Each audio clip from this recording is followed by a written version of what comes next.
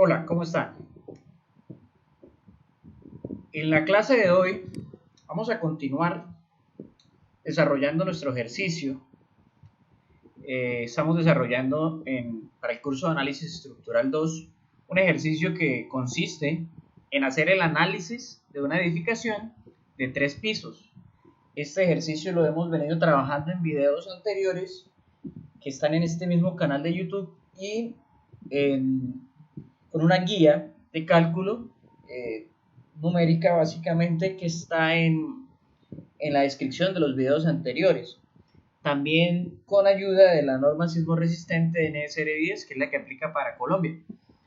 Recordemos que nuestro ejercicio básicamente es un edificio residencial donde me han dado algunos parámetros que van a ser importantes para el video de hoy, como que vamos a utilizar concreto reforzado y nuestro sistema estructural van a ser pórticos. El perfil del suelo, esto es un dato que me lo da el estudio geotécnico, es D y necesitamos estas alturas de entrepiso, tenerlas claras, 270 para el tercer piso, 275 para el segundo y 255 para el primero. Lo demás ya lo tuvimos en cuenta en los pasos anteriores, que brevemente voy a hacer un recorderis, y nos piden tener en cuenta el método de la fuerza horizontal equivalente para el método de análisis sísmico. Entonces nosotros arrancamos con nuestro plano, hicimos la distribución de las viguetas, y con esta distribución de las viguetas que estamos trabajando placas aligeradas en una dirección, empezamos por nuestro predimensionamiento, que fue el paso número 1. Posterior a ello, hicimos nuestro análisis de carga de entrepiso y carga de cubierta. Recuerden que en el video hoy vamos haciendo hasta el punto anterior entrepiso, mientras ustedes con la guía revisaban cubierta. Y después de hacer el análisis de carga, nos concentramos en realizar la transferencia de carga a los pórticos principales, pórticos secundarios, cargamos los respectivos pórticos y después de hacer la transferencia de carga, que fue el paso donde quedamos, nosotros determinamos cómo quedaban cargados los pórticos para carga muerta y para carga viva. Hicimos la carga del pórtico 3, hicimos la carga del pórtico A, pero ustedes desarrollaban todos los pórticos. Hoy vamos a continuar en nuestro paso número 4 y voy a arrancar acá. Ya nos vamos a introducir, vamos a hacer nuestra inmersión en el análisis sísmico. Para ello, vamos a empezar por la localización. Paso número 4, vamos a trabajar la localización y algunos coeficientes. Recordemos que nuestra norma, la NSR 10, en su título A, que tiene que ver con todo lo de análisis sísmico, explica paso a paso lo que estamos desarrollando. Aquí trataré de sintetizarlo para un mayor aprendizaje o de una manera más práctica, pero recordemos que es indispensable poder desarrollar y leer la norma. Sin la norma no podremos continuar. Entonces, como lo decía, sin la norma no podemos tener los datos de partida que nos indica el documento que se debe tener en cuenta para cualquier estudio o diseño estructural realizado en Colombia. Bueno, entonces, recordemos que nuestro proyecto, nuestro ejercicio, tiene unos datos de análisis. Ubicación, la ubicación básicamente es hacia dónde queda. Nosotros estaremos ubicados en este ejercicio, dato inicial, en la ciudad de Cúcuta, y el perfil sísmico del suelo. Esto me lo da la parte geotécnica, el geotecnista me debe decir, y aquí en este caso estamos trabajando con nuestro suelo un perfil sísmico D. Teniendo esto, nosotros vamos a ir a la página A17 de la norma, título A, y nosotros nos vamos a ubicar en este mapita, que es la figura A231, y me dice cuáles son las zonas de amenaza sísmica aplicable a edificaciones para la norma sismorresistente, y con esto vamos a obtener los primeros coeficientes. Entonces, la ciudad queda Cúcuta y este mapa me ubica, si vemos, tenemos unos colores más oscuros, otros más claros, todo lo que está en blanco, que no tiene sombreado, es lo que se considera amenaza sísmica baja. San José de Guaviare, Puerto Inírida, Mitú, Leticias y Puerto Carreño, toda esta zona de la Orinoquía y de los Llanos. Pero, si se dan cuenta, esto coincide bastante con nuestro relieve nacional o las cordilleras, y es donde se presenta la mayor actividad sísmica. Recuerden que en Santander, la Mesa de los Santos es un punto que tiembla demasiado seguido y está ubicada dentro de esta franja. La ciudad de Cúcuta se encuentra en zona de amenaza sísmica alta. Hay otras ciudades como Montería, Sincelejo, Medellín, que están en intermedia, también Riohacha y Santa Marta, y las ciudades de Cartagena, Barranquilla y Valledupar están en zona de amenaza sísmica baja. Bueno, una vez identificadas las zonas de amenaza sísmica, vamos a tener que determinar los primeros coeficientes, que son el coeficiente A sub A y el coeficiente A sub B. Para ello voy a remitirme a la norma explícitamente, y la norma, vamos a abrir aquí la norma, en su página A13 me tiene a mí las definiciones en la nomenclatura de algunos elementos. A sub A, que lo vamos a utilizar, se llama coeficiente que representa la aceleración horizontal pico efectiva, dado en A22, ya vamos a ir a ver. Y A sub B es el coeficiente que representa la velocidad horizontal pico efectiva. Por eso la B de velocidad y por eso la A de aceleración. Vamos a entrar un poquito en la norma. Esta parte ustedes la tendrán que leer. Aquí ya estamos en nuestro mapa de zonas de amenaza. Y vamos a buscar A22. Y aquí encontramos que A22 está relacionado con los movimientos sísmicos de diseño. Y para ello, la norma aquí nos describe que se deben obtener de las siguientes tablas. Entonces, me voy a volver a mi presentación y vamos a continuar. ¿Cómo obtengo los valores de A sub A y A sub B? Entonces, para obtener A sub A y A sub B, si son capitales, existe esta tablita que está justo después del mapa. Cúcuta me dice que es A035, es adimensional, y A sub B 030, y que la zona de amenaza sísmica es alta. Si no es una ciudad principal, una ciudad capital, al final del título A se encuentra un anexo, un apéndice en el que se encuentran todos los departamentos con todos sus municipios en Colombia, y allá los podemos buscar. Listo, entonces ya tengo el A sub A y ya tengo el A sub B, 035 y 030. Listo. Una vez he obtenido esos coeficientes, me voy a concentrar en estos coeficientes que son en función del suelo. Esto es del sitio y ahora nos vamos a concentrar en el sitio y el suelo. ¿Qué coeficientes me interesan sacar? FA y FB. ¿Cómo obtengo FA y FB? Hay dos opciones. Una opción son las tablas A243 y A244 que están en la norma, justo después de las páginas que yo mostraba ahorita, donde lo que hacemos es entrar por el perfil del suelo y esta es la tabla para obtener los valores de FA. Yo entro con A sub A. Entonces recordemos, tenemos una sub A de 0.35, o sea que estaría entre 0.30 y 0.40, y un perfil D, o sea que nosotros estaríamos entre 1.1 y 1.20. Si interpolamos entre los dos nos va a dar un FA de 1.15. Otra solución es con esta gráfica, como nos parezca más preciso, pero con la gráfica venimos aquí, entramos con el A sub A 0.35 y hay varias líneas que van bajando. Cada línea corresponde a un perfil del suelo. En este caso el tipo D es esta línea que estoy mostrando aquí en mi recorrido con el láser. Y si entro aquí gráficamente, pero se me es un poquito más difícil identificar el valor exacto. Por eso yo recomiendo las tablas, porque podemos interpolar para tener un valor exacto. Aquí a ojímetro tenemos que FA es 1.15. Para obtener FB tenemos que entramos a esta tablita, lo mismo, perfil de suelo, y recuerden que nuestro A sub B, ahora entramos con A sub B, es de 0.30, y con 0.30 ¿cuánto nos da? 1.80. O podemos hacer lo mismo por la gráfica y obtenemos que el FB es de 1.80. Ya tenemos nuestros coeficientes. Bueno, pero ¿qué es FA y FB? Remitámonos de nuevo a nuestra norma. La norma en su nomenclatura me dice a mí FA y FB.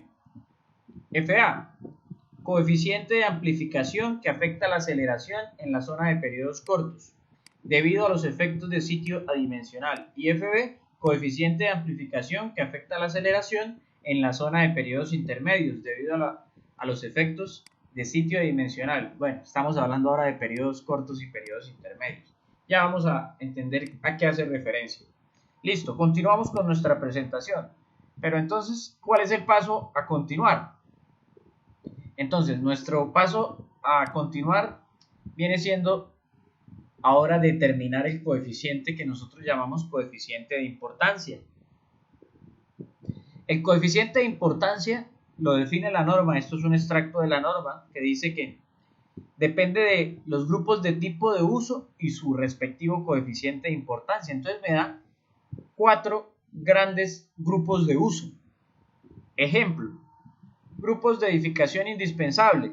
Van a tomarse la tarea de leer cada uno de estos, pero en términos general, las indispensables son edificaciones de atención a la comunidad y que deben funcionar durante y después de un sismo, lo que no se debe afectar, por ende, deben ser los indispensables. Ejemplo, un hospital, una clínica, un centro de salud, refugios para emergencias, centrales de aeronavegación, todo lo que tenga que ver con las aeronaves y servicios de emergencia, aeropuertos, estaciones ferroviarias, sistemas masivos de transporte y centrales de operación y líneas vitales de energía eléctrica, agua, combustibles y sistemas de transporte. Esto es lo que debe seguir funcionando justo después de que se presente un sismo en alguna ciudad, en alguna localidad. Ahora, en el grupo 3 ya encontramos edificaciones de atención a la comunidad. Digámoslo que aquí estamos hablando de los que nos van a prestar algún servicio y estamos hablando de los bomberos, la defensa civil, la policía, los cuarteles, entre otros. Hay una breve descripción que va desde el A hasta el F, en el grupo 4 también.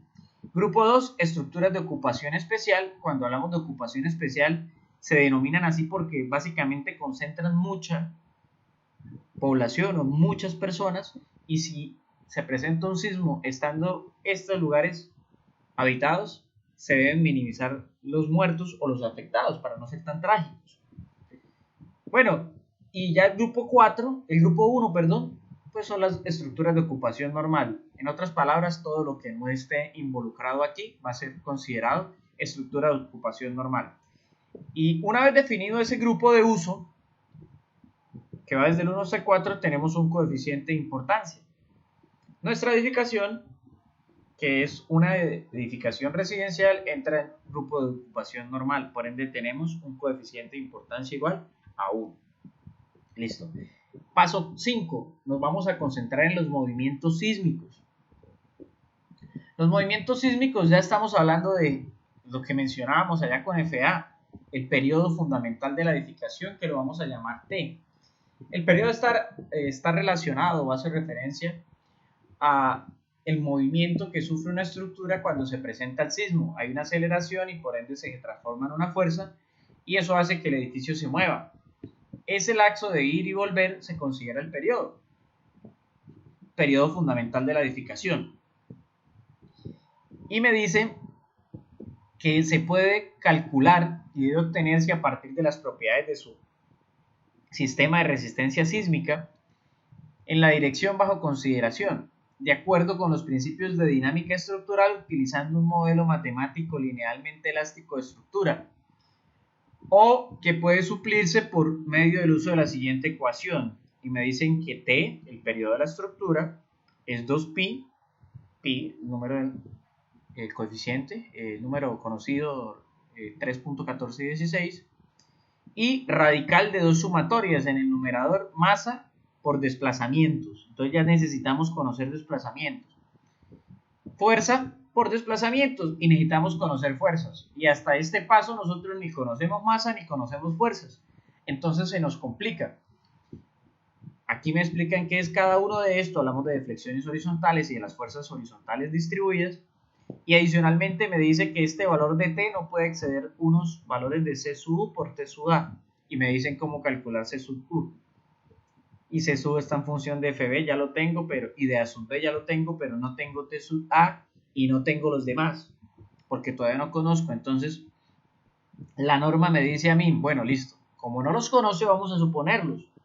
Y vamos a calcularlos de una manera aproximada y me dice, cambia el valor de T. Ojo, temporalmente tengo que hacer alguna aproximación y luego voy y verifico. Entonces vamos a empezar por la aproximación. Lo puedo reemplazar por T sub A, que se considera periodo aproximado. Y ese periodo aproximado depende de un coeficiente que vamos a llamar C sub T.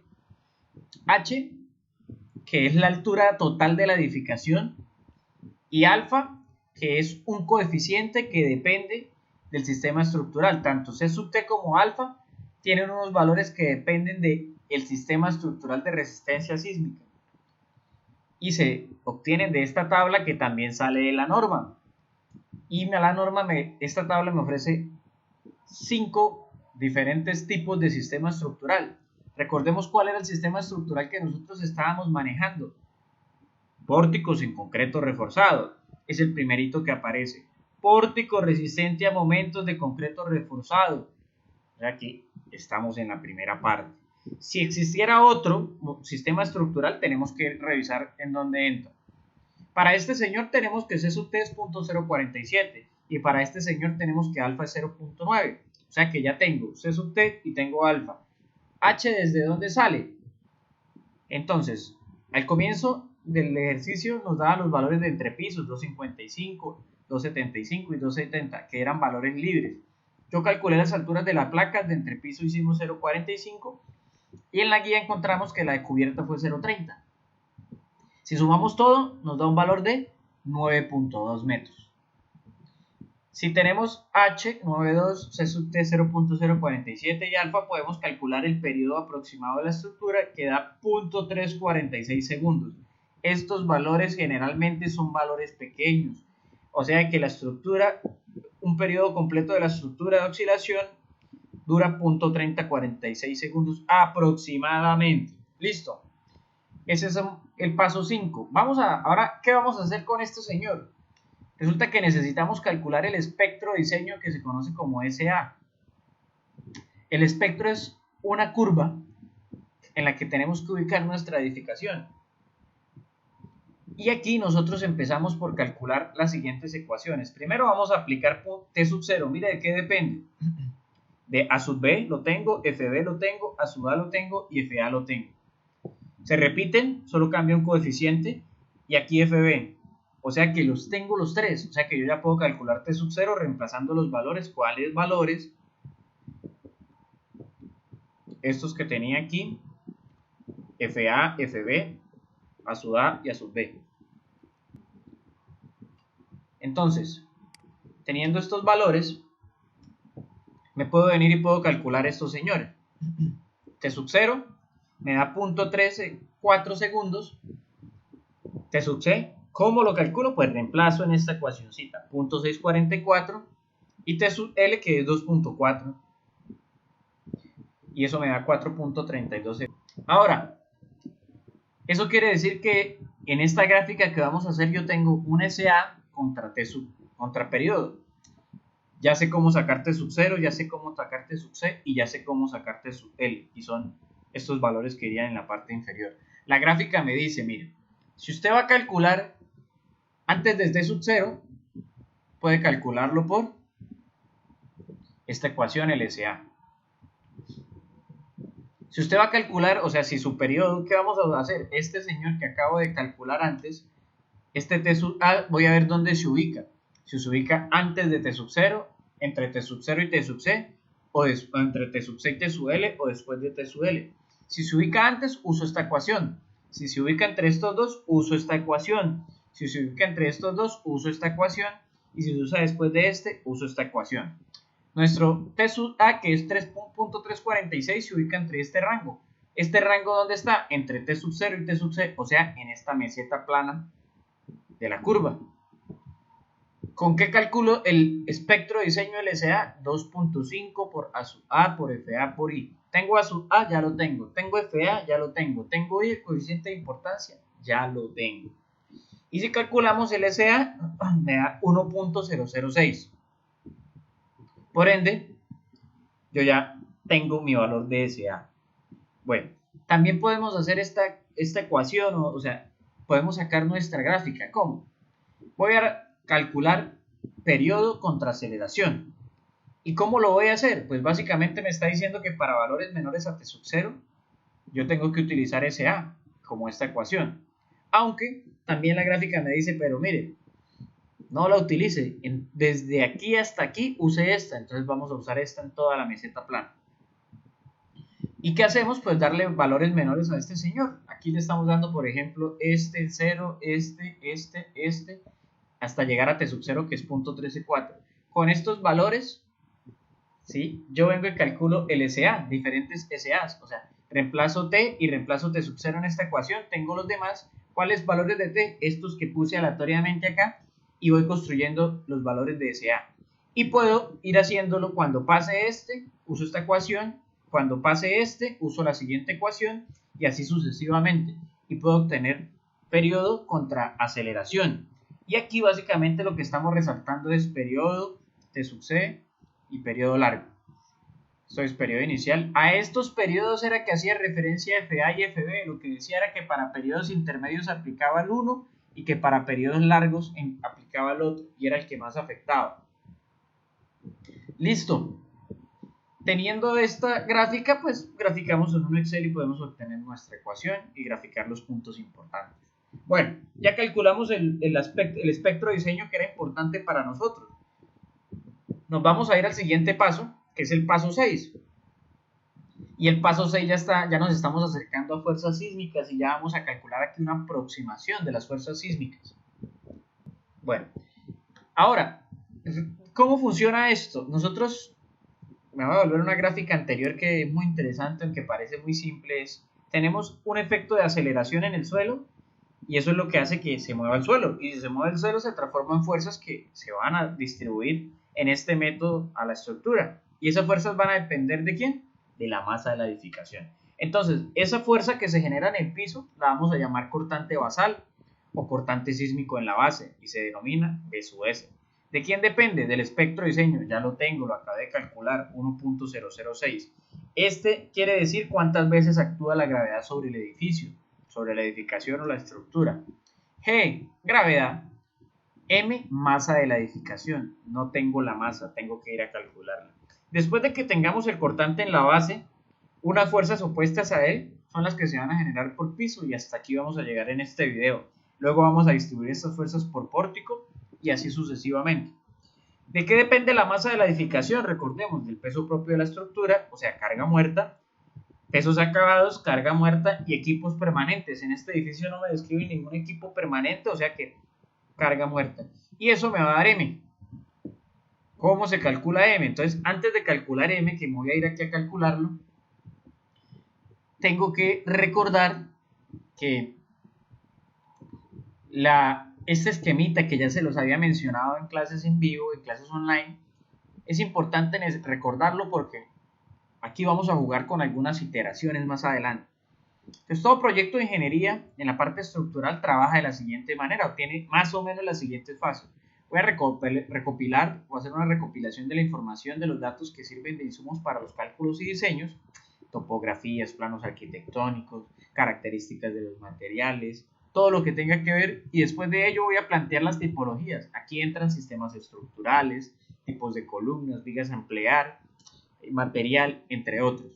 Después del planteamiento de la tipología sigue uno, o sea que continúa aquí, la elección de la mejor alternativa de solución. Eso quiere decir que no me quede una buena interferencia de columnas o de vigas en alguna parte donde no deba, por vacíos o por pasillos o demás.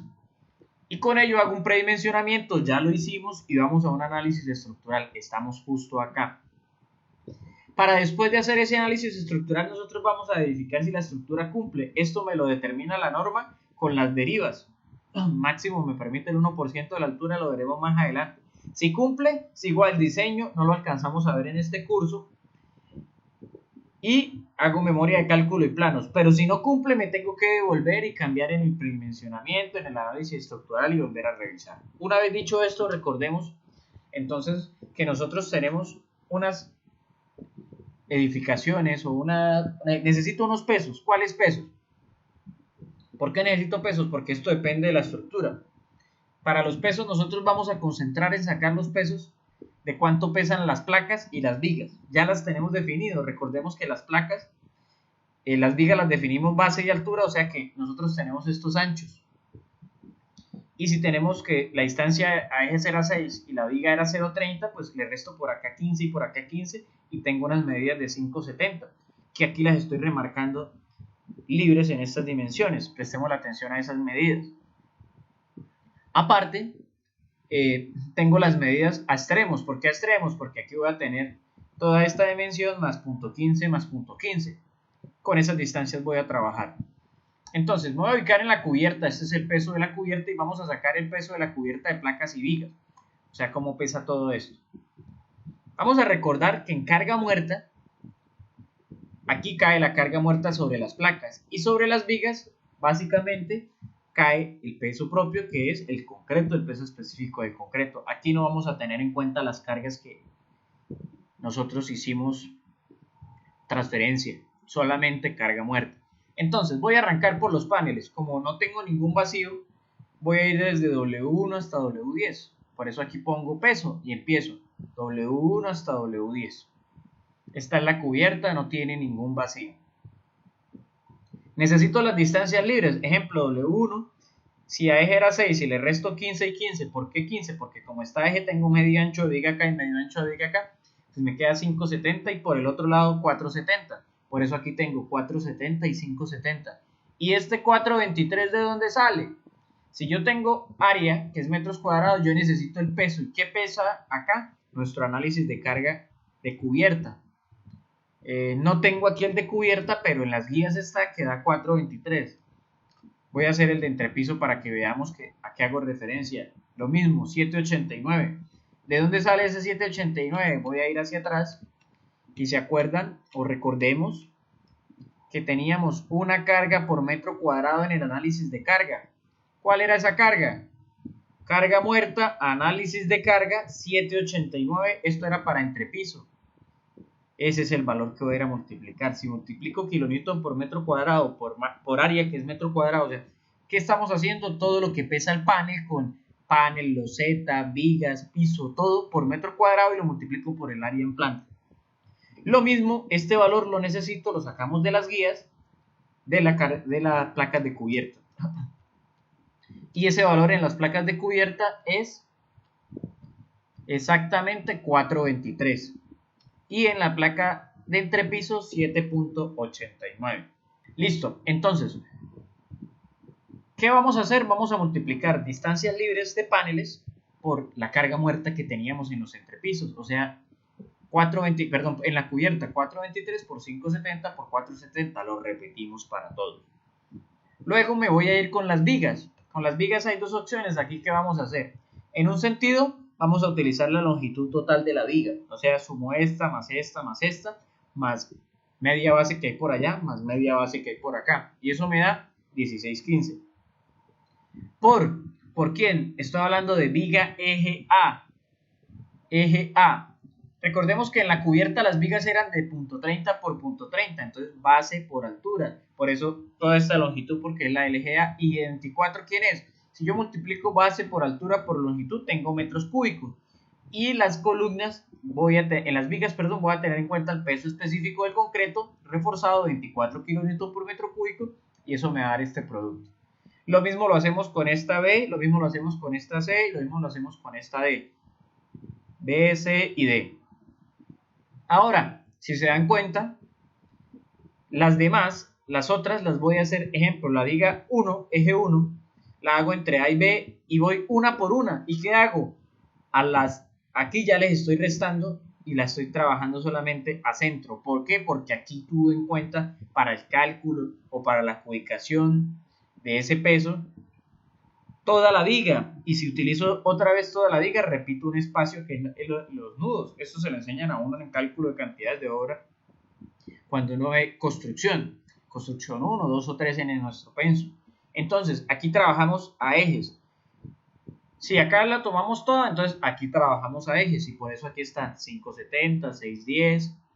¿De dónde sale? 6 menos 15 menos 15. Igual que el panel, que son estas medidas que tengo acá. Pero lo hacemos igual, por la base, por la altura, por el peso específico. Y lo hacemos para todas. Después, tener esos resultados, sumamos por completo y tenemos el peso de la cubierta. ¿De qué? Solo de placas y vigas. No he tenido en cuenta columnas. Ahorita nos vamos a concentrar en las columnas.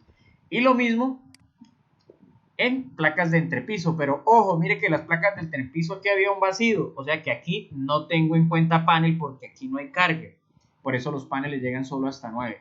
Y las vigas, a pesar de que aquí hay vacío, por acá sí hay vigas, porque aquí tenía mi distribución. Lo mismo, hacemos nuestros productos y después sumamos y tenemos 2340.32 que pesan cada entrepiso entre placas y 1428.99 lo que pesan las placas y las vigas de la cubierta.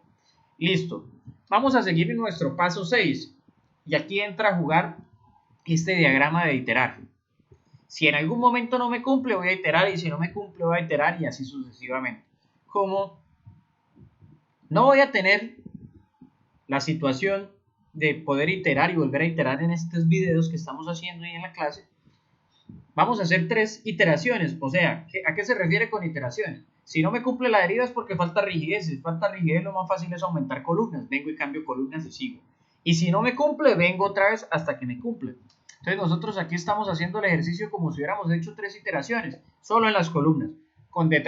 Arrancamos, esto es académico, habrá que hacerlo con más calma, pero arrancamos de 35 por 35, exageramos un poco de 50 por 50 y llegamos a 70 por 70. Vamos a calcular para cada una de ellas el peso total de la estructura, o sea, M. Recuerden que esta M depende de la estructura y de los acabados. Ya tuve en cuenta los acabados, me faltan las columnas. Ahora, ¿cómo lo hago? Pues fácil. Cuando tengo, todo esto es el peso de la estructura cuando tengo columnas de 35 por 35. Digo, entre piso 1, entre piso 2 y cubierta. Entre piso 1, recordemos cuánto pesaba la cubierta. Perdón, cuánto pesaba el entrepiso, 2340.32. Por eso lo pongo acá. ¿Cuánto pesa el entrepiso 2? Por eso lo pongo acá. ¿Y cuánto pesa la cubierta? 1428.99. Por eso lo pongo acá. Columnas. Entonces, devolvámonos a la figura. ¿Cuántas columnas tengo? Fijémonos en cubierta o cualquiera, no importa. ¿Cuántas tengo? 4 por acá y 4 por acá. Eso me da en total 16 columnas. 16 columnas. Son sección del punto 35 por punto 35. Las columnas están hechas de concreto reforzado. ¿Y de dónde sale este 2.66? Me voy a devolver a esta gráfica que me va a ayudar. Y de aquí sale. Estoy en el entrepiso. ¿En cuál entrepiso? En el entrepiso 1. Entonces, en el entrepiso 1 nosotros vamos a hacer lo siguiente. Nosotros vamos a cortar por aquí y por acá. ¿Qué quiere decir? Que la mitad de este señor pertenece al suelo, a la cimentación de la columna, y la otra mitad pertenece al entrepiso. O sea que a este entrepiso 1 pertenece este señor, la mitad de 2.55, más 0.45 más la mitad de 2.75. Si sumamos 2.75 dividido en 2 más 0.45 más 2.55 dividido en 2, eso nos debe dar 2.66. Ahora, vuelve y juega. Para este entrepiso, 2.75 dividido en 2 más 0.45 más 2.70 dividido en 2. Eso me va a dar, ya miramos en la tabla, y en la cubierta 2.75 dividido en 2, eso da 1.35 más 0.30 da 1.65, y esas son las dimensiones que aparecen aquí. Ah, perdón, me estoy equivocando, perdón. Sí es así, pero acabo de cometer un absurdo. La placa no la debo tener en cuenta porque la placa no está, esta placa no, por eso rebobinemos. 2.70, la mitad de 2.70 es 1.35. Acá tengo 1.35, la mitad de 2.75 es 1.77 más o menos, 1.77.5. Entonces por eso nosotros tenemos aquí 1.35 más 1.77.5, estaría el otro señor acá que es 2.73 y 2.66. Repito para que quede claro el error. En la cubierta la mitad de esta, o sea solo este señor. En el entrepiso de acá la mitad de 2.70 y la mitad de 2.75, lo sumamos, me da el que está allá. Y aquí la mitad de 2.75 y la mitad de 2.55. Y recordemos que la otra mitad hace parte de la cimentación. Y esos son estos valores que tengo acá de 2.66, 2.73 y 1.35. Y tengo 16 columnas, esta altura, por esta dimensión, por esta dimensión. ¿Por qué esta dimensión? Porque asumí acá. En su proyecto ustedes tienen 30 por 30. Entonces ustedes van a arrancar con 30 por 30 y van a seguir el procedimiento. Y si no les da, se devuelven y proponen otras. Y si no les da, devuelven y se proponen otras. Yo me voy a adelantar, hice las 3 de una vez y voy a arrancar la más grande exageradamente para ver si me cumple de una vez y no tengo que devolverme. Entonces, pero esto no se hace tan aleatoriamente. Ustedes tienen que buscar un punto de equilibrio porque columnas tan grandes se vuelven algo antieconómico. Entonces, multiplicamos, eso me da 125, multiplicamos, eso me da 128 y sumamos este más este y me da 2465.44. Este más este, 2468.74 y este más este, 1492.5. Si sumamos los tres, tenemos el peso de toda la estructura, 6426.68, con columnas de 35 por 35. Repito el procedimiento, todo es lo mismo, lo único que cambia es estas dimensiones ahora por 50 por 50 y me da este peso total, y luego 70 por 70 y me da este peso total. Al cambiar las columnas no me cambian las placas y tampoco me cambian las vigas. Y ya tengo el peso total de mi estructura. Recuerden, ejercicio académico, me voy a ir directamente por la exageración. Por eso en la guía dice 3 iteraciones, a eso se refiere. O sea, una vez, 2 veces y en la tercera nos cumplió y si pasamos después a diseño. Aquí asumiendo que ya con este me va a cumplir, me voy a ir por este. Entonces, 7387 es la masa y recuerden que está la masa en kilonewton y el cortante basal es 1.006. Profesor, y la gravedad, recordemos lo siguiente. Este multiplica mg y hablamos de masa en kilogramos. Kilogramos, metros sobre segundo al cuadrado, ¿qué son? Newton o kilonewton. Por eso no multiplicamos nuevamente por la gravedad, que es 1.006 por este señor, y por eso no aplicamos la gravedad porque ya está implícita en los kilonewton. Y eso me da 7422.08. Traducción de nuestro ejercicio. Nuestra vivienda con el tipo de suelo en el que está, la ubicación en la que está y las cargas que tiene, es como si en el suelo hubiera una fuerza o un cortante en la base de 7422.08 kilonewton. Listo, la pregunta es, ¿y cómo son las fuerzas que llegan? Entonces ahora nos vamos a concentrar en las fuerzas aproximadas. Y con eso nosotros vamos a terminar nuestra clase el día de hoy. Ahora, paso 6, estamos todavía en el paso 6, fuerzas sísmicas, y vamos a quedar en las fuerzas aproximadas. Concentremos en esta parte del gráfico. Nos dice que la fuerza sísmica horizontal, la total, que iría en un nivel, o sea, imaginémonos que esta es la placa 1, la placa 2 y la placa de cubierta, esos cuadritos. ¿Cuál es la fuerza que llega por cada nivel?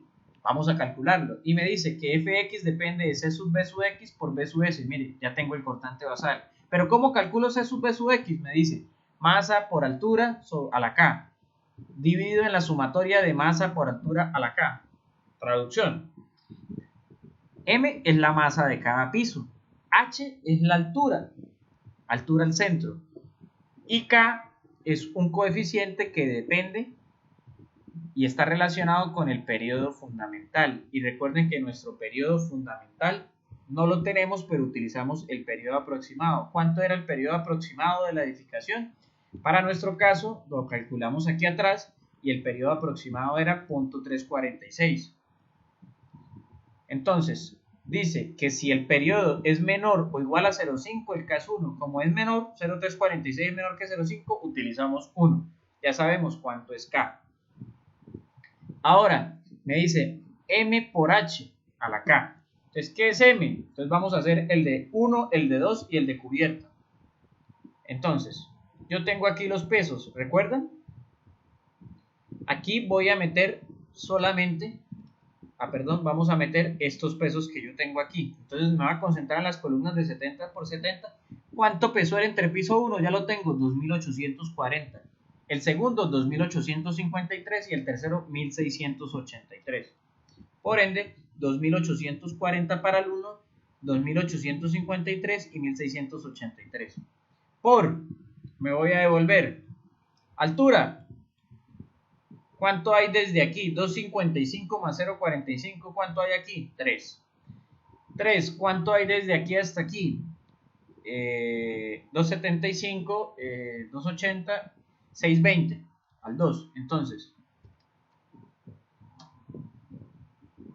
3, 620 y dijimos que la altura total ¿cuánto era? 920. ¿Qué es H? La altura hasta cada nivel, hasta cada entrepiso, porque vamos a sacar la fuerza por piso. ¿Y dividido en quién? dividido en las sumatorias de m por h. Entonces, tengo que implementarlos todos. En el primero, pues será la primera masa por la primera altura, ya la tenía acá. En el segundo, la segunda masa por la segunda altura, esta descripción. Y en la tercera masa por la altura total, este señor. Recordemos de dónde salieron, peso de cada piso y peso y altura de cada piso. Y tengo C sub B sub X de cada uno de los dos, o C sub X. Si reemplazamos, esto me da 0,20, si reemplazamos, esto me da 0,42 y si reemplazamos, esto me da 0,38. Indispensable que este señor, sumado los tres, me den 1. Esto sumando los tres me va a dar 1. Si no me da 1, hay un error, o debe dar 0,99 al menos aproximado. Recordemos que estos pesos son para columnas de 70 por 70 y con un cortante basal de 7422.08. Listo. Y ahora, ¿cómo calculo Fx? F de cada piso. Pues el del piso 2, bueno, aquí hay un error, a veces llamamos 1, pero en otras palabras, al primer entrepiso multiplicamos el cortante basal por 0,20 y eso me da 1484.4. El segundo, 3117.27 y el tercero, 2820.39, o sea, en la cubierta. ¿Esto qué quiere decir? Que en la cubierta tengo este señor, que es este mismo, en la cubierta tengo este, en el entrepiso intermedio tengo este señor, que es este mismo, llamémoslo segundo piso, y en el primer piso tengo este señor, que es este señor. He calculado las fuerzas por nivel o por piso de mi edificación. La pregunta es, ¿por dónde llega? Por acá, por acá, por acá, por acá, por acá. En eso nos concentraremos en los próximos videos. Y ahora, ¿cuánto le llega a cada pórtico? Eso lo haremos en los próximos videos. Es importante revisar la guía con calma, revisar todos estos cálculos y hemos llegado hasta el cálculo de fuerzas por piso. Es necesario decir que esto será lo que ustedes deben ir aplicando en su proyecto para la siguiente entrega. Bueno, nos vemos en un próximo video. Espero que haya entendido el desarrollo de este ejercicio. Buen día.